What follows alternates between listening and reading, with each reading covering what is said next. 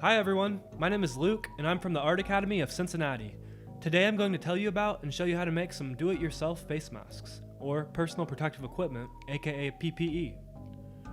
Personal protective equipment has been around since firefighters decided that entering a burning building with no protection was a bad idea. PPE is described by Ohio's government as equipment worn to minimize exposure to hazards that cause serious workplace injuries and illnesses. PPEs are worn daily by doctors and nurses, firefighters, soldiers, factory workers, miners, police officers, athletes, and many more. Today we're going to be focusing on a certain piece of PPE, one we're all familiar with, a face mask. So, more than likely, you've noticed that when you go out in public, your parent or guardian is trying to get you to wear a face mask, or you're noticing a lot of people in town or in stores wearing these masks. The reason the face masks we'll be making today are useful is that it protects you from sneezing, coughing, or even just breathing germs directly out of yourself, while also reducing the amount of germs you'll be breathing in. It's very similar to when someone tells you to cover your mouth with your arm when you cough or sneeze. Nobody wants your germs, no matter how cool you are. These face masks are also very easy to make, so you can make a new one as often as needed. A really neat and kind of creepy example of a PPE dates back to the plague of 1656. The invention of a bird-beaked mask is credited to a French doctor who designed it to be worn with a long, waxy trench coat. The long beak would have been filled with flowers, herbs, and or spices to provide a sweet smell and filter what they thought was bad air from entering the mask.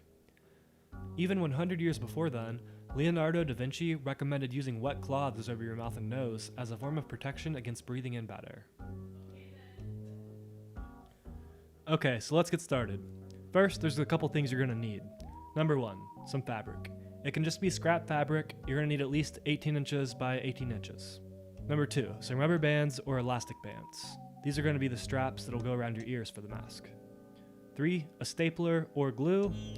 And if you don't have bands, you could potentially use some rope. And lastly, this is optional, but you can use markers or dye to decorate the mask or the fabric. Now for the process. Okay, so let's start with the bandana. First step, grab your fabric, lay it out on a clean tabletop, and smooth it out flat. Step 2, use a large book, piece of paper, maybe even a piece of cardboard. This is what you're going to measure with. So you can cut this to the size that you want your fabric to be, 18 inches by 18 inches, a little bit bigger, a little bit smaller, depending on how big your head is.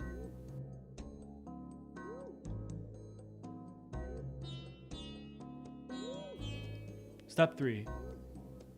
After your shape is marked, cut the shape out with scissors. While perfect straight lines are nice, don't be afraid to get creative and add a little curve or zigzag to spice up your bandana.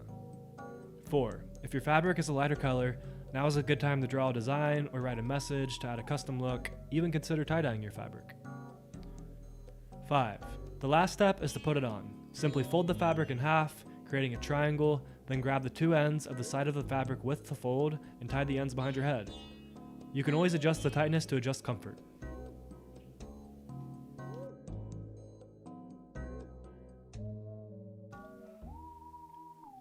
So that's the bandana, now let's do the face mask. The first step of the face mask is similar to the bandana. Lay out your fabric on a clean tabletop. Step 2. Measure your fabric using a roller and make marks to cut it at roughly 8 inches by 16 inches. This time, your fabric is going to look more like a rectangle rather than a square. Step 3.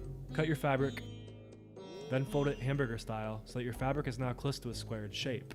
At this point, choose which side will be the front of your mask. 4. To keep this process simple, we will be stapling the fabric. On the back side of your masks, place one band, rubber band or elastic, on each side of the mask. Staple the bands in 2 places, once near the top of the mask and once near the bottom of the mask. 5. Now your mask should be ready to go. Simply place it over your face and pull the bands behind your ears. Since the staples aren't super permanent, you can always remove the bands if they break or are too tight. And lastly, just remember to make a new mask as often as needed. These masks should be for temporary use, meaning it may be best to make a new one, then to wash one over and over. If you need to wash, simply hand wash in a sink and let it air dry for as long as needed.